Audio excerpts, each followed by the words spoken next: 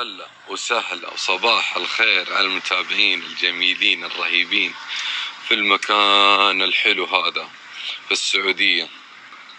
شوف المنتجع، احنا الآن في منتجع الاس تي ريجس في أمهات الشيخ. كثير يقول المالديف أرخص من هنا، نسوي مقارنة ونشوف. هذا نفس المنتجع بتاريخ 6 فبراير إلى يوم 7 فبراير. تعالوا نشوف السعر بكم. الليلة ب10,033 زائد انك تضيف 8,875. هذا فين؟ يعني حوالي 18,000. هذا اللي في المالديف. تعالوا نشوف نفس التاريخ هنا. عنده تبدأ معاك الأسعار من كم؟ من 5,000